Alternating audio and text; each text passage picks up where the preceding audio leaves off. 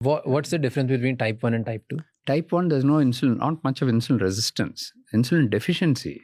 In pancreas is gone. It's not producing a drop of insulin. And why does that happen? Because of lifestyle? No, not because of lifestyle. It's that is gene due expression? to gene partly and partly due to autoimmunity.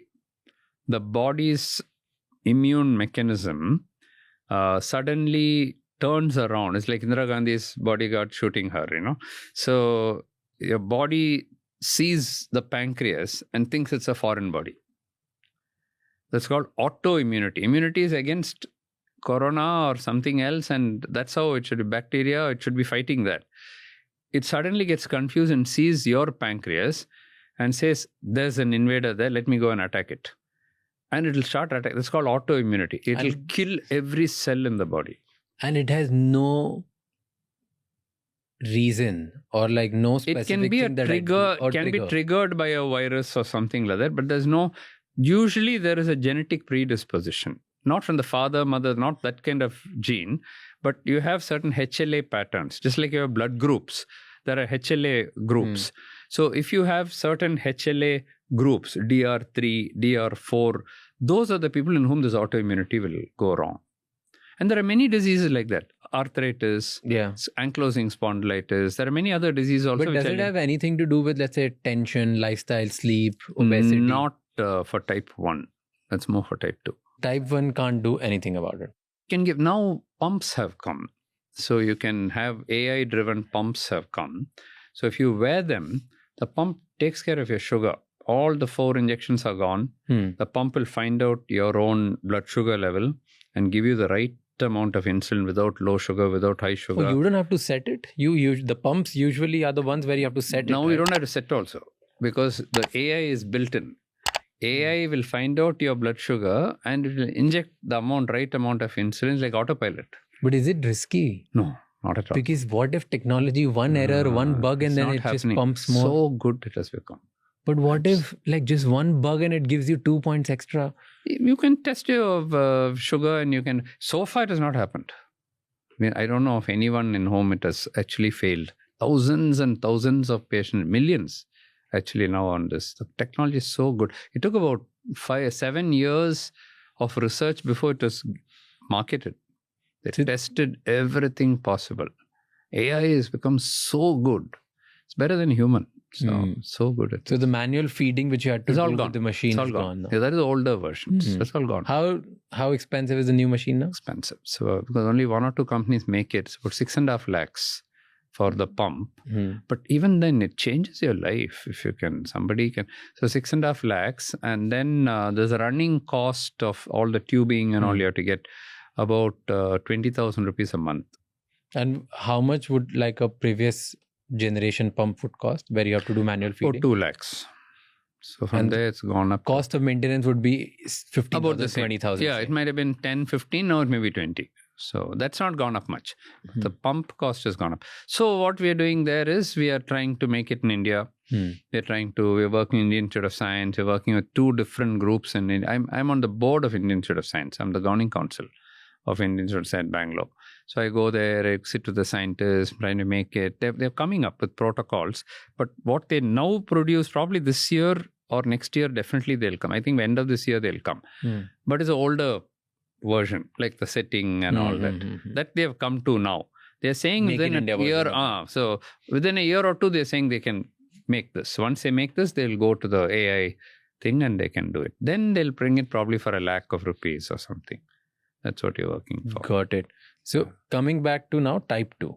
Okay, let's say somebody today got their blood tested and they're now seeing that they are pre-diabetic. They get a notification, they're pre-diabetic, and they're panicking all of a sudden. What is a 3-step checklist that they should do for the next 90 days so that they can probably reverse it or manage it way before it actually becomes a full-blown diabetes? You don't have to do it in 90 days. You can do it, or more systematically, you can work on it. Okay. Most people with pre-diabetes have some excess weight and fat. That's the first thing to work on. Okay. So you set yourself your 75 kilograms. You should be only 60 kilograms. At least try to make it 65 or 68 8-10 kilo. The good news is that while the conversion from pre-diabetes to diabetes is very high in Indians, the reversal is also not very difficult. 5 kilograms is sufficient. If you just reduce 5 kg in weight, especially a little bit of tummy, 2 inches of tummy, and by whatever method, of course, sleep better, sleep on time, don't eat late, all that you said, walk after the thing, set your weight and see that you come down, cut down your carbs, add protein, do regular exercise, aerobics, muscle training, all that, because muscle is where glucose is burnt. If you do these simple things, have a first of all regular lifestyle. If you do all this, it's fairly easy to reverse. From pre-diabetes to reverse is much easier than from diabetes to. See, normal is here, pre-diabetes here, diabetes is here. From here, if you're able to go there, from here to there is much easier to go. Or at least you can prevent going to that stage. It shouldn't be difficult at all. Problem is, people do it for 2-3 months, then they give up. Then they back on. Why do people give up? Think they get bored with what they're doing, and they willpower. There are people with terrific willpower, mostly little OCD type people who have to do it once they overdo it also sometimes. But there are people with willpower who can do it. But right from Adam and Eve, that don't eat that apple, they ate that apple. No, so and then there's what is called a hedonic pleasure. The brain, there is pleasure. And seeing food, seeing a gulab jamun, seeing rasagulla, seeing they just can't. It's like smoking. You can't. It's very easy to say give up smoking. They're not able to do it. It's in your cell. Every cell is telling you to. Very difficult. So you think alcohol food craving. So our culture is only making us this. Yeah. There's one thing which is coming up on a serious point, which is now people are calling type 3 diabetes, which is Alzheimer's. I was reading that for every 1% rise in HbA1c, it means 2 years of brain aging. Yeah. You can't put an exact number for that, but it's something like that. Okay, loosely related. No, but there have been other studies which have shown opposite findings also. See, dementia, if you take dementia, it's of different types. Alzheimer's is one type, where you get this amyloid deposits in the brain and you get amyloid deposits in the pancreas, and that's how the Alzheimer's comes, when you have these deposits in the brain. But there are also other types of dementias. For example, vascular. If you have a stroke, then part of your brain is cut off. So that also can produce dementia. The frontal part of the brain doesn't get blood circulation. That's also dementia only. Those dementias are definitely higher in people with diabetes. No doubt about it. All the vascular dementias.